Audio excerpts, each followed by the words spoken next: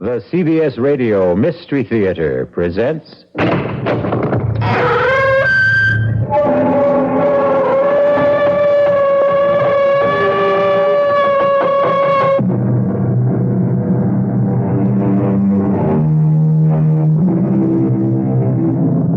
Come in. Welcome. I'm E.G. Marshall. Welcome to the sound of suspense.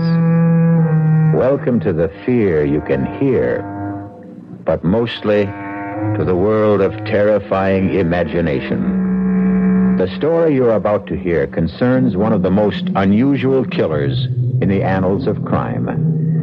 A brutal murderer who carries not one but 4 deadly weapons wherever he goes. A huge monster of a creature weighing hundreds of pounds. But this isn't a horror story. In a way, it's a love story. It's called The Horse That Wasn't for Sale. And now that you've heard the title, you've already guessed the identity of our killer. But that doesn't mean you know what Stargazer is really like. No, you keep away from me here. Get back, Stargazer! Get back, get away! Get away! Stop it! Please, somebody stop him! Save me!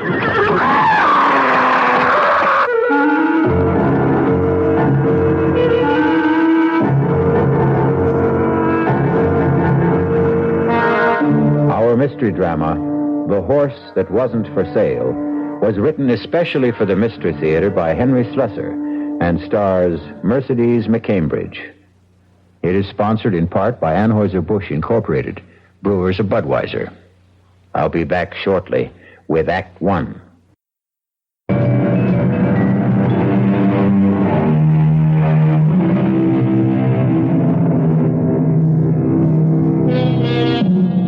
Our tale begins in an idyllic setting.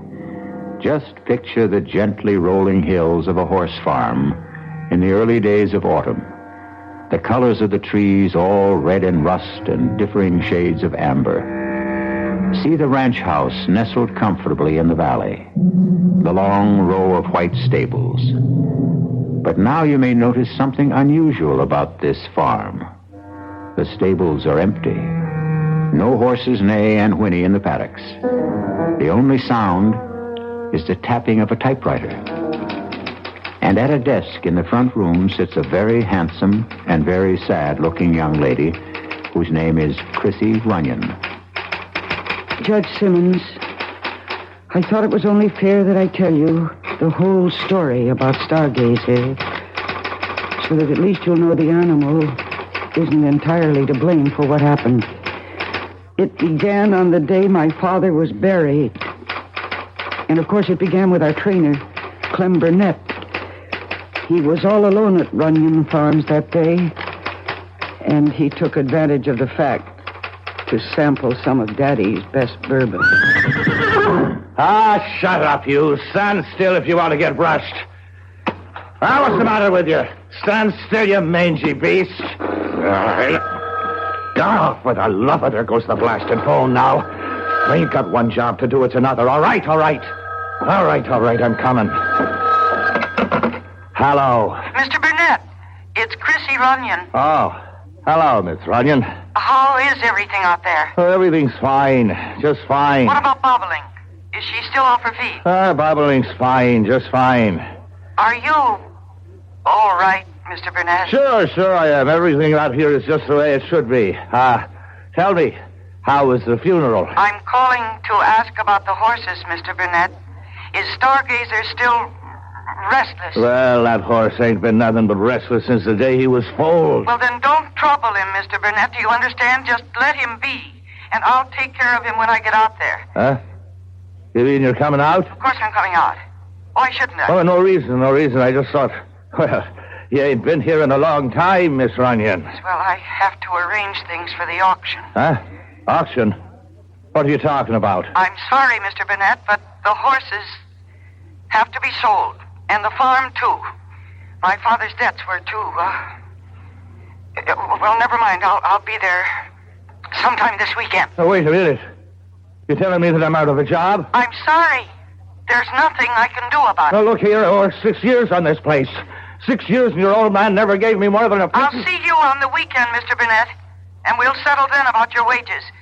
And remember what I said about Stargazer. Just let him alone. Goodbye. Ah, just like that, huh? Just like that, huh, Miss Snooty? I'll let him alone, all right. He can starve as far as I'm concerned. Well,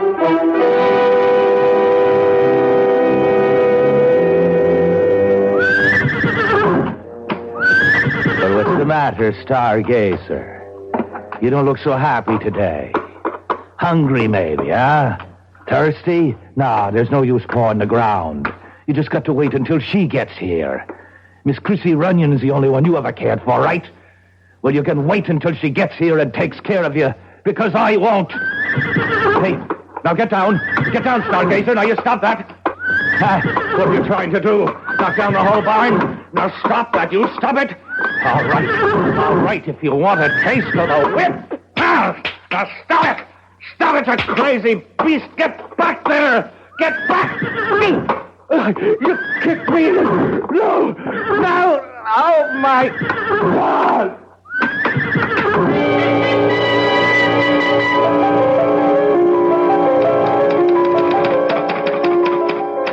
Well, you know what happened to Clem Burnett better than I do, Judge Simmons. You viewed the remains of his body for the inquest. That was something I couldn't bring myself to do. I'm sure you remember the day after the hearing, when you asked me to dinner. No, I thought I don't know. Please, Judge, why don't you tell me what's really on your mind? It's about Stargazer. Well, I appreciate your accepting this date. I know you're anxious to get back to the city. No, I'm anxious to get back to my home, Judge. Yes. It's hard to think that Runyon Farms isn't your home anymore. Well, it hasn't been for years. You know that Daddy and I didn't get along? Yes, I know that only too well. Your father used to say the only thing that keeps Chrissy coming back is that horse, Stargazer. And you were right the first time. It's that horse. Yeah? What about it? Well, I think you know, Chrissy. Even though I handed down the verdict I did about poor Clem... Do you know what that man was doing to Stargazer? As I heard the testimony, remember? Well, it's the truth, Judge. He was deliberately starving the poor animal. He was depriving it of feed and water. And that's why Stargazer did what he did. Chrissy, stop thinking that animals are so aware of human motives. Well, I love horses, too, but I don't give them that much credit. Well, they know cruelty from kindness. And you think it was merely Burnett's cruelty that made Stargazer stomp him to death? Yes, I do. Then what about Clayton? Well, what about him? Clayton wasn't killed. Are you telling me that he wouldn't have been killed if your father hadn't reached the stable in time? I didn't know that you knew about Clayton. Your father told me himself. I didn't realize you... He swore me to secrecy because he knew how much you loved Stargazer. He's my horse, Judge. Daddy gave him to me. Yes, but he didn't know that he was giving you a killer. Oh, don't say that. You can be glad I didn't say it at the inquest, Chrissy. Now, I was tempted to, let me tell you. It was only the fact of you sitting there with those big blue eyes of yours filled with tears. Oh, I was crying for my father. Yes, of course. But you were crying for your Stargazer, too. Now, you're afraid the verdict would be against the animal and that somebody would have to put a bullet in that proud head. Oh, Judge, please don't say such things. Chrissy, you're not going to allow Stargazer to be sold, now, are you? Is that why you wanted this lunch, to ask me that? The horse cannot be ridden. Not even you would dare ride him again. A horse doesn't have to be ridden. Chrissy, your beautiful stallion is mad. Mad? Killer mad. The way some animals get when they're treated just a little too cruelly. But Stargazer wasn't ever treated that badly. Between Clayton and Burnett and you... Me? Yes, Chrissy. Yours was the greatest cruelty of all. What do you mean? Your horse loved you, child, and you left him. You went out of his life, and you stayed out of it. Well, I was in college. And afterwards... Oh, Judge, I did have a life to live. I didn't want to live it under the thumb of my father. Yes, and Stargazer forgot kindness and learned indifference and cruelty, and he went mad. Now, you have to do something for him. Judge, please listen to me. I know he's valuable, Chrissy. And I know your father left you with too many creditors, and Stargazer will probably bring you a higher price than any other horse on the list. 8, maybe 10,000 from the stud farm. Judge Simmons, you needn't have worried. I made up my mind about that even before Stargazer... even before Burnett was killed. He's not for sale. You mean that, Chrissy? I'm putting every single horse up for auction, but not Stargazer.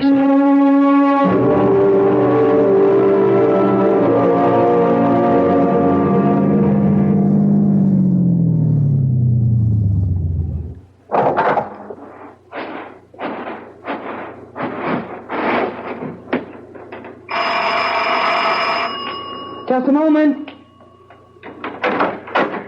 Good morning. Oh. Hello. You remember me, don't you? Alan Carlin from Wild Brook Farm? Yes, of course. I remember you, Mr. Carlin. Why, I thought you might have forgotten me. It's been a couple of years since we've seen each other, Miss Runyon. I remember you. In fact, I saw you at the auction. Well, I'm flattered that you noticed me. You bought 3 of my father's horses. Yes, I bought 3. I meant to buy 4. Listen, do you mind if I come in? Oh, please do. I was really shocked when I heard he died. He wasn't a youngster, of course, but just the same. Well, my father was 71. Well, I always figured he was younger, seeing as how he had such a young daughter. But I know it took Will a long time to get around to marrying. He was practically 40 by then, wasn't he?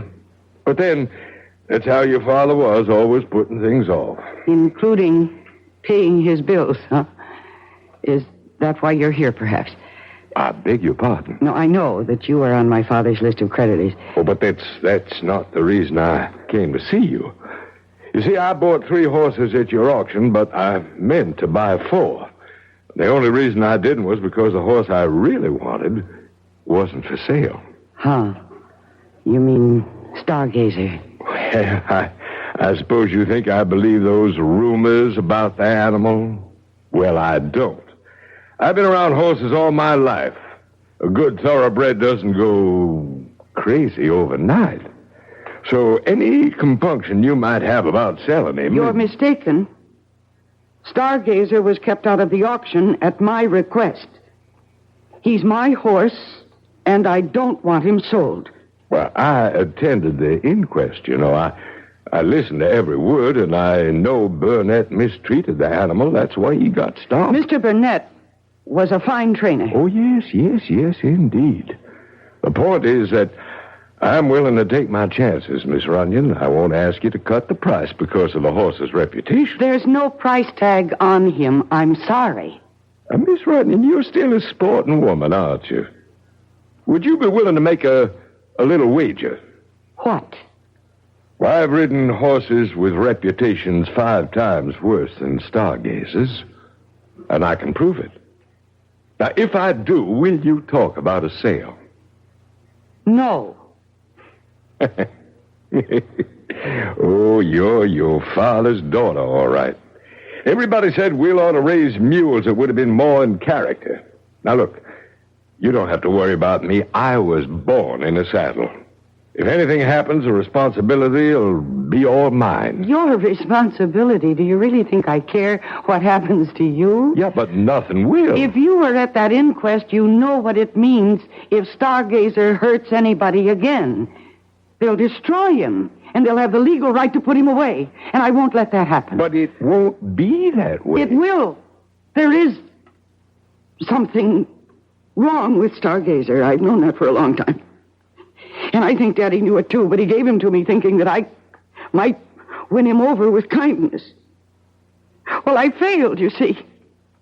And now when he feels that hateful weight on his back, he... Oh, please go, Mr. Carlin, please. All right, Miss Runyon. I'm just so terribly sorry you won't let me prove you wrong. Oh, dear. I should start my packing. Feels like the whole morning is gone. Oh, no. I hope that man isn't bothering Stargazer. He must be out at the stable. Mr. Carlin, don't. Please don't. Mr. Carlin, don't. Mr. Carlin, stop. Bring him back here. Don't ride him.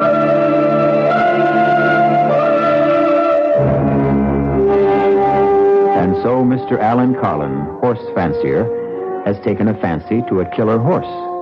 But Mr. Carlin won't admit he can't win Stargazer's heart and perhaps win Stargazer himself.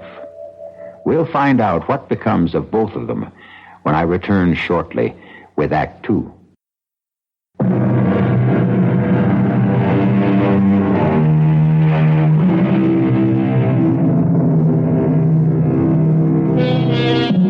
And now, here's Act 2 of The Horse That Wasn't for Sale.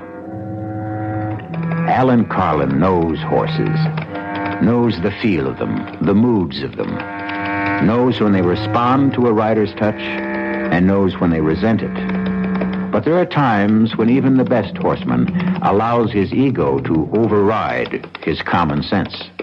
And Alan Carlin is about to learn that his time is now. Okay, boy. Take it easy now. Easy. Slow it down, boy. Come on. Those branches. Oh, good Lord, Stargazer, slow it down, boy. That tree. No. Oh, God, my back. My spine. You crazy horse, she was right. You are crazy. No, you keep away from me. Get back. You get back there, Stargazer. You get away. No, stop it. Somebody, please, somebody stop him. Save me.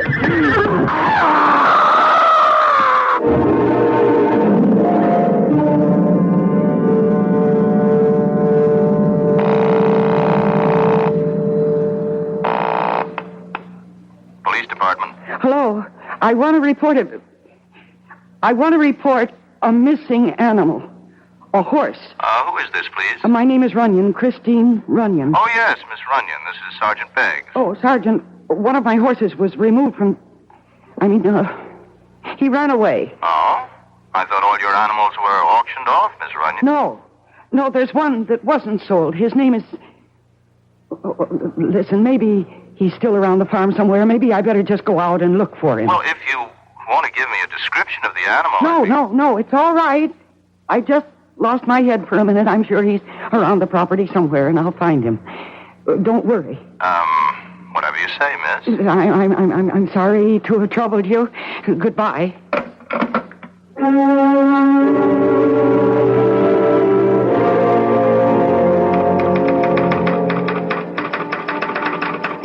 Of course, I knew that Stargazer wasn't around the farm.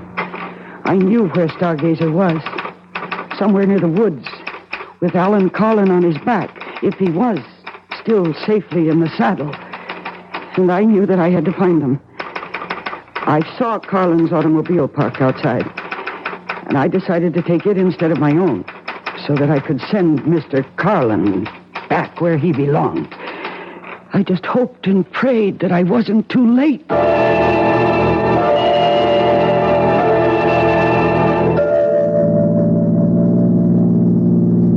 I hated driving. All my life I preferred a saddle to a driver's seat. But I drove Alan Carlin's car like a reckless idiot, taking every curve as if it was a race course. Stargazer must have been traveling swiftly, because there was still no sign of them when the road ended and became a forest trail. Only a horse could travel that pathway. So I stopped the car. I wasn't afraid of the forest. I'd spent half my life on a trail that led into the deepest parts of it. But now, for the first time, I felt afraid of it.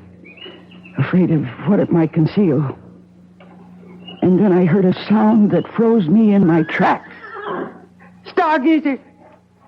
Stargazer, where are you? Stargazer! Mr. Carlin! Oh, thank heavens you're all right, Stargazer. You are... Oh, dear God. No! Mr. Carlin, he's been thrown.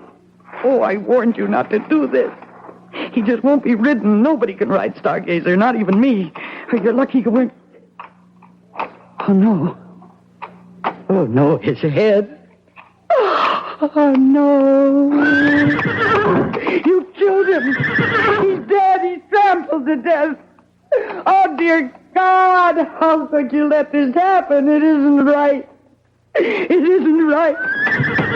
No, Stargazer. I'm not angry. Not with you. My poor animal. No, it's his fault. It's all his fault. Oh, damn you, Carlin. Why did you make this happen? Why? No, don't worry. Don't worry, Stargazer. I'm not going to let anything happen to you. That wouldn't be fair. It just wouldn't be. Only what can I do? They'll find out. Somebody will find out. I looked at Carlin's dead body. And I thought, what if I simply left it there? Just left it to yesterday's dead leaves and this year's snow. By the time they found him, Stargazer would be safe with me in Washington. But then I realized that would never work. They'd see the hoof marks on his face. They'd know.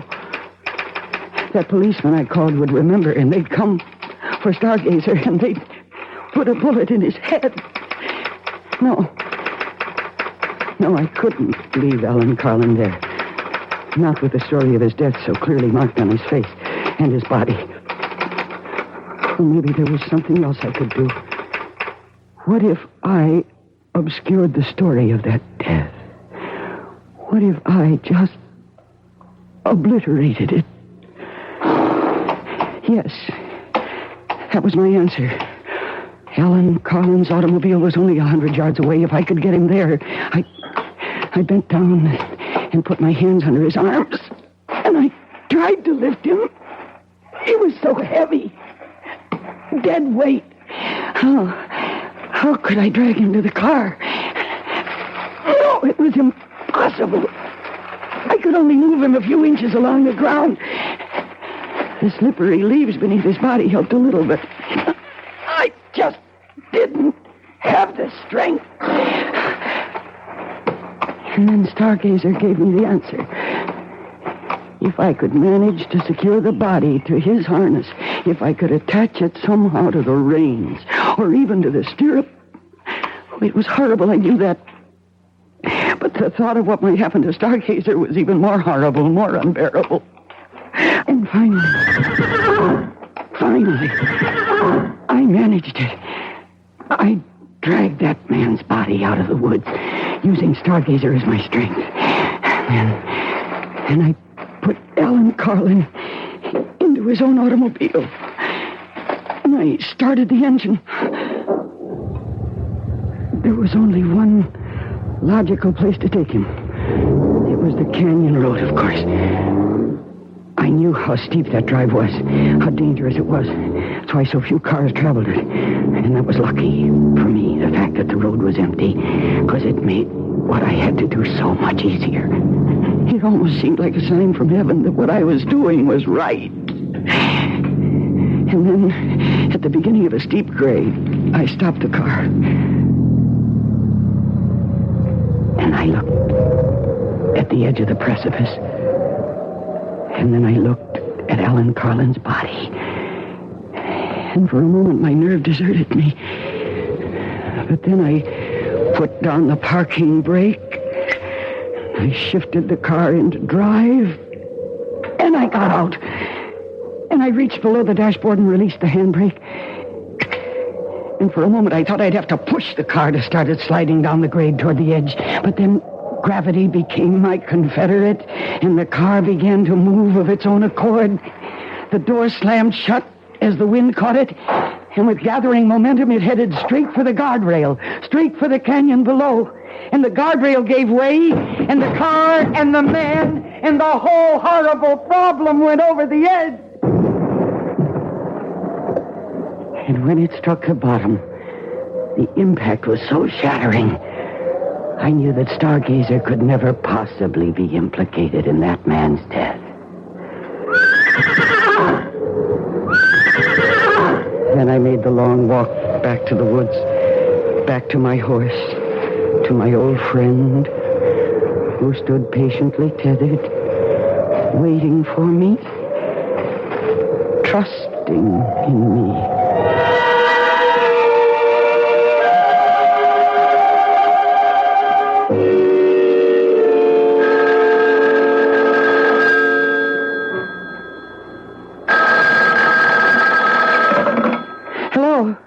Runyon, this is Sergeant Beggs.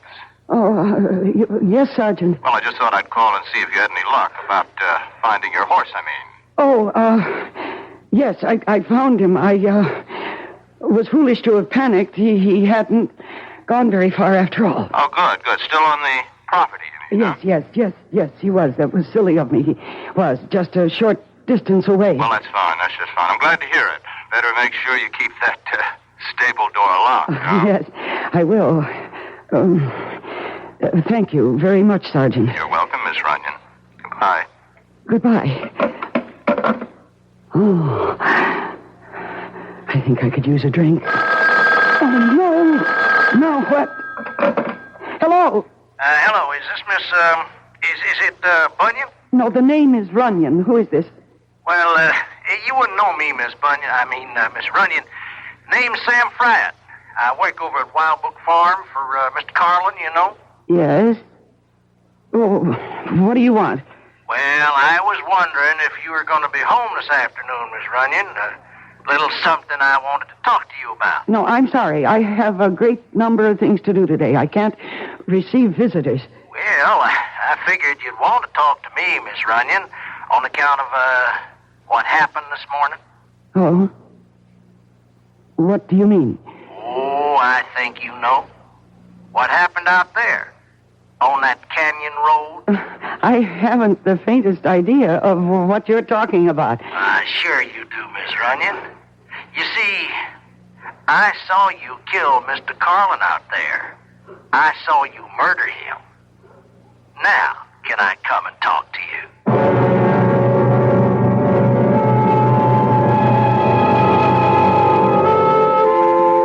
There's a famous old saying that we've all become familiar with lately. Oh, what a tangled web we weave when first we practice to deceive. At the moment, it looks as if Chrissy Runyon has woven herself a tangled web, and one in which she herself seems to be caught. But we'll learn exactly how tangled her affairs are when we return shortly with Act 3.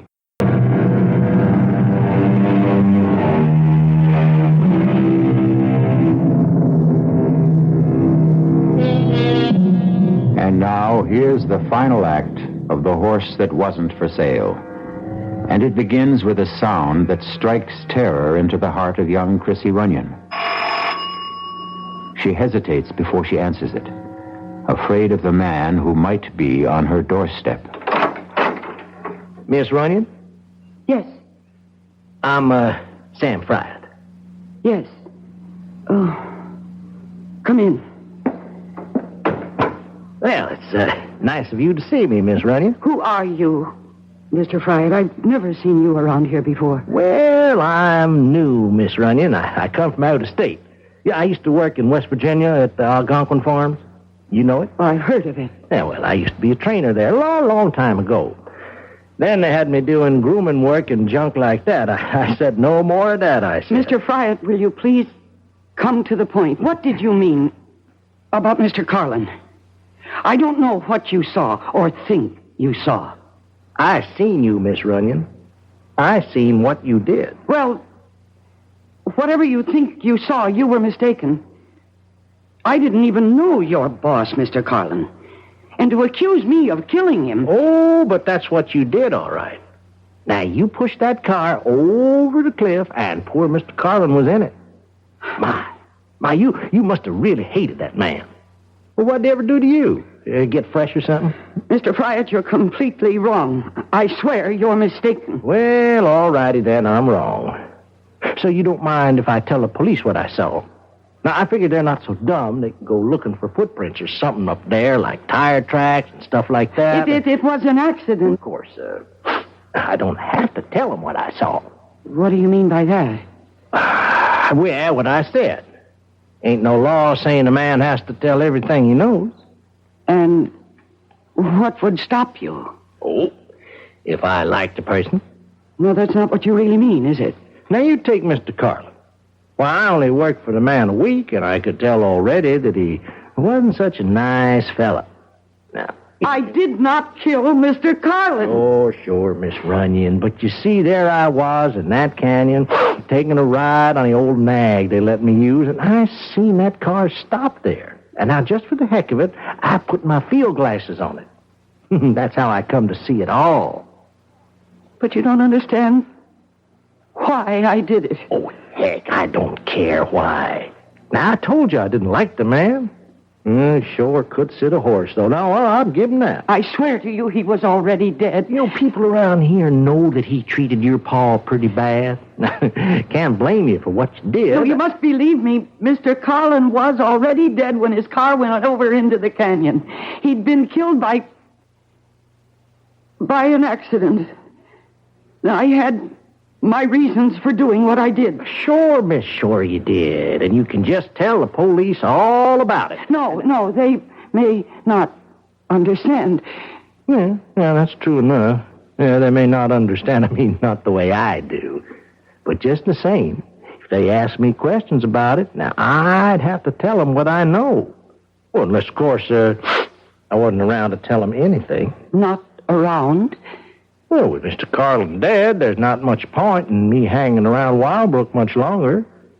Maybe I ought to move on, find me another job. If I did that, well, I wouldn't be here when the police came around.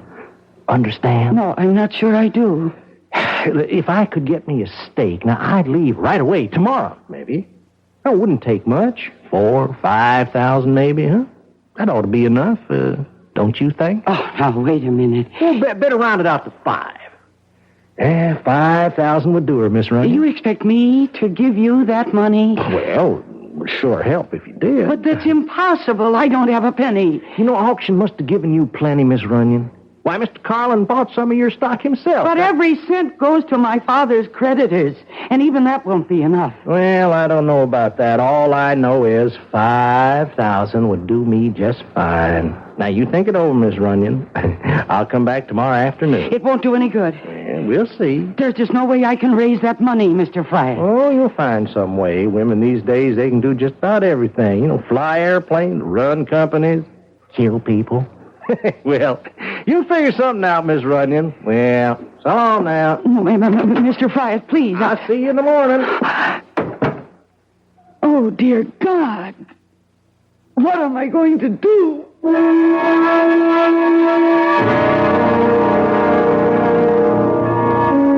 now, here's news on the local scene. The body of horseman Alan Winslow Carlin has been found in the ravine below Canyon Road.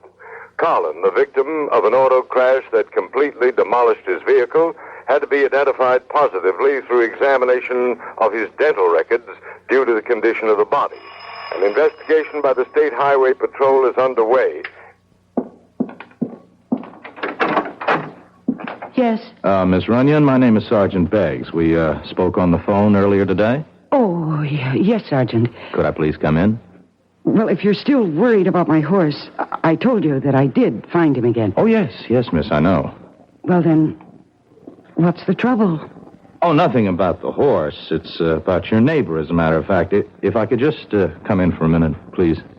Yes, of course. Thank you. I don't know if you know the gentleman. Name of Carlin? Oh, yes, I know who he is. Wildbrook Farm. Yes, that's him. Matter of fact, I understand he bought some of your horses at the auction last week. Yes, he did, but I didn't handle the transaction myself. The auctioneer did all of that. Yes, I understand. Well, then, what was it you wanted to ask me? you haven't been back home for some time, have you? It's close to 2 years. I came here when my father died suddenly. Yes, I know. And so I guess you didn't see Alan Carlin in all that time? No.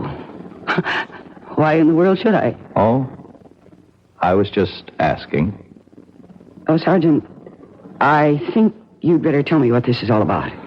Well, I've got something to tell you about Mr. Carlin. He's dead.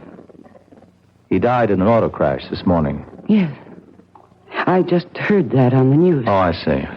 Well, it was pretty bad. He was halfway up the canyon road, heading for the Leap. You know where the Leap is? Sergeant, I was born and raised in this part of the country. Oh, yes, of course. Excuse me. Anyway, he went out driving that way, and he must have skidded or something. Car went over the edge, plowed right through the guardrail. Oh, that's terrible. It's such a dangerous road. Oh, yes, it is a dangerous place. I would have thought Mr. Carlin would have had more sense than to take it at high speed or whatever it was he did. Anyway, the car went over, and it was totally demolished, of course, and that's a long way down. Oh, that poor man. I'm terribly sorry about Mr. Carlin. But I really can't take his loss very personally. I hardly knew the man. Uh-huh. Well, your father knew him well, though, didn't he? Yes, they were neighbors for many years. And friends. Oh, I suppose so. Only they had some kind of falling out about money, I understand. Well, what does that have to do with all this? Just curious, Miss Runyon. Are you trying to imply something? No, miss, of course not. Why should I do that? Oh, there is just one more thing, though. One more thing. When Mr. Carlin left his place this morning, he told one of his servants that he was coming here to see you. Oh, that's right. He was here. Mm-hmm. What time would that have been? Oh, I don't remember exactly. Around 11, I think. Did he stay very long? No. No more than 10 minutes. I don't see the point of all these questions. Well, you see, we're just trying to understand what happened, Miss Runyon. Mr. Carlin, he was a pretty careful driver. He knew that mountain road as good as anyone else in this part of the country. We were just wondering if he might have been, let's say overtired or drinking too much or depressed, anything like that. How'd he seem to you? I just don't recall. I see. Well, then I guess that's all for now. What do you mean, for now? Oh, the Highway Patrol is investigating the accident, too, and since you were the last person to see Mr. Carlin, they might be talking to you, too, Miss Runyon. Oh, is that the horse out there? One that got away? Yes, that's my horse. My. That's a fine-looking animal. Oh. I guess he's the only one you didn't sell off, huh? That's right, the only one, Sergeant. But, I might not keep him, after all.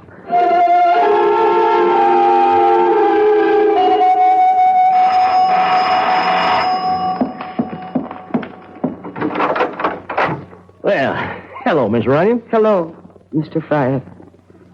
Come in. Well, thank you. Well, sure a nice morning we had, wasn't it, huh? I didn't notice. Sure glad it warmed up some. I had to walk over to Mr. Carlin's place. That old nag of mine finally broke down. It's coffee I smell? Yes. Would you like a cup? Well, I sure wouldn't mind. How do you take it? Black, just fine.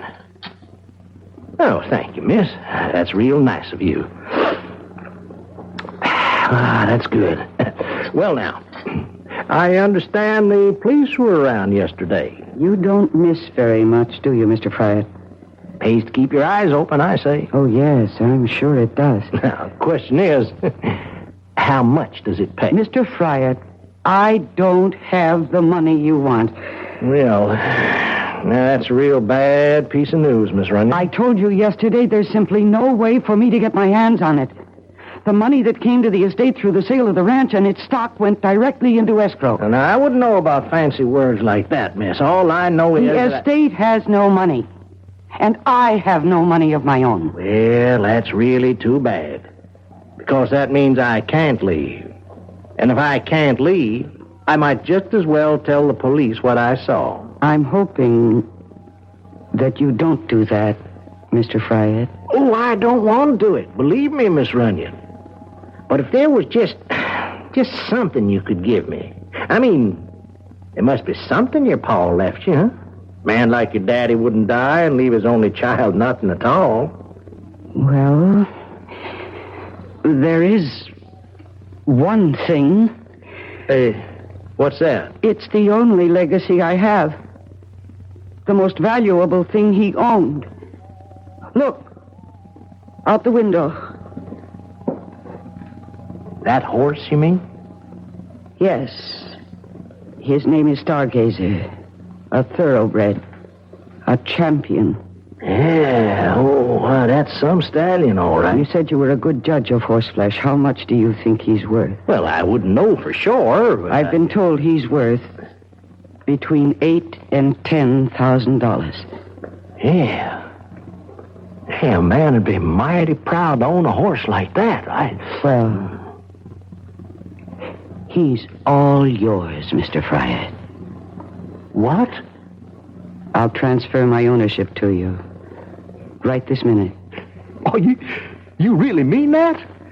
Oh, why, that would be real fine, Miss Runyon. That would be real kind of you to do that. It won't take more than a few minutes for me to prepare the papers. Oh, I'd really appreciate that, Miss Runyon. You know, I'd sure like to take him out for one last ride before the sun goes down. And, of course, that's just what happened, Judge Simmons. Sam Fryatt took Stargazer out for his very last ride.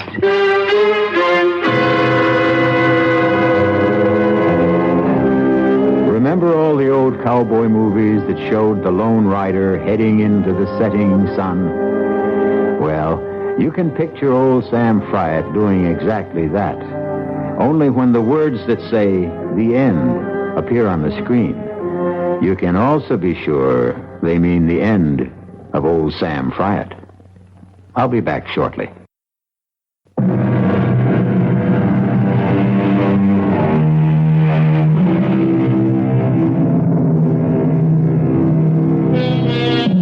We hope you enjoyed this radio mystery story. We hope you're enjoying the magic of radio itself. Magic which produces the most gigantic stage of all. A stage large enough for one galloping horse or an entire herd of galloping horses. This is E.G. Marshall asking you to tune in. Will someone please head those horses off at the pass?